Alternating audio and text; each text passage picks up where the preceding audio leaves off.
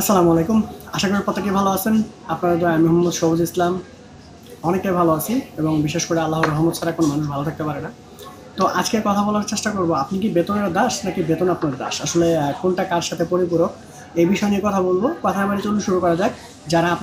যারা আসলে মূলত আমাকে ফলো করেন বা আমার ইউটিউব চ্যানেলের সাথে কানেক্টেড আছেন, তারা অবশ্যই আমাকে ইনফরমেশন দিবেন যে আমার এই জিনিসটা লাগবে বা এই টাইপের ভিডিওগুলো আমার প্রয়োজন। তাহলে অবশ্যই আমি সেই টাইপের ভিডিওগুলো আপলোড দেওয়ার চেষ্টা করে থাকি। তো কথা আমরা চলুন শুরু করা যাক। আর আপনার যদি কোনো ব্যক্তিগত কমেন্টস থাকে যে ভাইয়া আমি এই বিষয়টা বুঝতেছি না, আমাকে একটু যদি কাইন্ডলি বুঝিয়ে দিতেন, তাহলে অবশ্যই আমি ট্রাই করবো আপনাকে বেস্টভাবে সেই জিনিসটা বুঝিয়ে দেওয়ার জন্য। চাকরির সকলেই গল্পটি, আসলে এই গল্পটি যেটা বলবো যারা চাকরি করতেছেন তাদের জন্য অনেকটা কমফোর্টেবল ফিল হবে। আমরা ছোটোবেলা থেকেই শিখি ভালো করে পড়াশোনা করতে হবে, ভালো চাকরি করতে হবে বা ভালো চাকরি পেতে হবে। চাকরি মানে শান্তির জীবন, এটাই আমাদের ধারণা যে চাকরি করতে পারলেই মনে হয় আমাদের জীবনটা অনেকটা হ্যাপি বা আসলে সুন্দর হবে। সমাজ, পরিবার, এমনকি আমাদের শিক্ষা ব্যবস্থাও আমাদের মাথায় ঢুকিয়ে দিয়েছে কি নিরাপদ চাকরি মানেই সফল জীবন। আসলে সফল জীবনটা হচ্ছে কি নিরাপদ জীবন। আমরা এরকমই আসলে ছোটো থেকে ভেবে ভেবে বড় হচ্ছি, কিন্তু বাস্তবতা হচ্ছে অনেকটাই ভিন্ন। অনেকেই সারা জীবন চাকরি করেন, বেতনের উপর নির্ভর করেই জীবন চালিয়ে যায়। একে এক হচ্ছে মাসের পর মাস স্যালারি পাচ্ছে। দেখা যাচ্ছে কি এক মাসের বেতন একটু দেরি হলেই তার জীবন টেনশন অনেকটা অতিষ্ঠ হয়ে যায়, থমকে দাঁড়িয়ে যায় যে আসলে আমি এখনও স্যালারি পাইনি, আমি কীভাবে চলবো।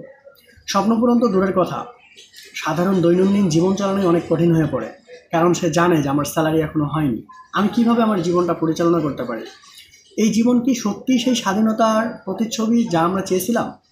পড়াশোনা করা অবস্থায় যা চেয়েছিলাম যে আমরা চাকরি পেলেই হয়তো স্বাধীন হয়ে যাব, বিষয়টা এরকম কখনোই না। নাকি আমরা অজান্তেই এক ধরনের দায়িত্বে বন্দী হয়ে গেছি? চাকরির কথা খারাপ কিছু নয়, বরং এটা অনেকের জন্য প্রয়োজনীয় এবং সান্ত্বনাজনক পেশা, যে আমি একটা কাজে বা একটা কর্মে নিয়োজিত আছি যেটা দিয়ে আমার লাইফটা আমি কন্টিনিউ করতেছি। তো যখন পুরো জীবনটা শুধু বেতনের দায়িত্বের উপরে নির্ভর করে বা বেতনের উপরে নির্ভর করে, যখন মাস শেষেই মনে হয় যে হিসাবের খাতাটা পূর্ণ হয়ে গেছে, এখন কি করা উচিত আমার জন্য, যখন নতুন স্বপ্ন দেখার সাহসও থাকে না, কারণ সব কিছু নির্ভর করে সেই নির্দিষ্ট বেতনের উপর, যখন চাকরি হারানোর ভয় আমাকে প্রতিনিয়ত কাঁপিয়ে রাখে, তখন নির্ভর করি আমি স্যালারির উপরে। এই অবস্থায় জীবন আসলেই অন্যরকম একটা পর্যায়ে চলে যায়, যেখানে সৃজনশীলতা, স্বপ্ন, স্বাধীনতা সব কিছুই চাপে পড়ে যায়। এভাবে থেকে গেলে জীবন কখনোই সত্যিকারের স্বাধীন হবে না, বরং আপনি শুধু টাকার জন্য খাটবেন, কিন্তু টাকা কখনোই আপনার জন্য কাজ করবে না। কিভাবে এই অবস্থা থেকে বের হয়ে যায় বা বের হতে পারেন সেটা নিয়ে একটু কথা বলি।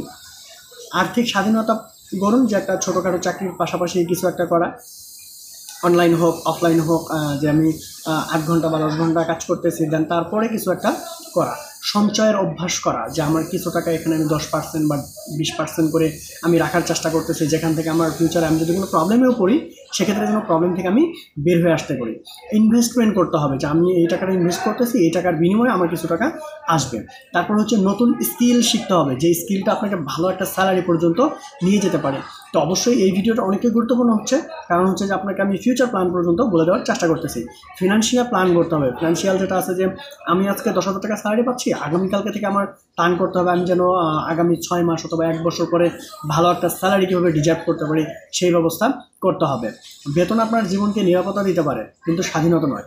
যদি শুধু চাকরির দাস হয়ে থাকেন তবে হয়তো বেঁচে থাকবেন, কিন্তু বাঁচার স্বাদ কখনোই পাবেন না। সফলতা মানে কেবল টিকে থাকা নয়, বরং নিজের মতো করে জীবন উপভোগ করা কে বোঝায়।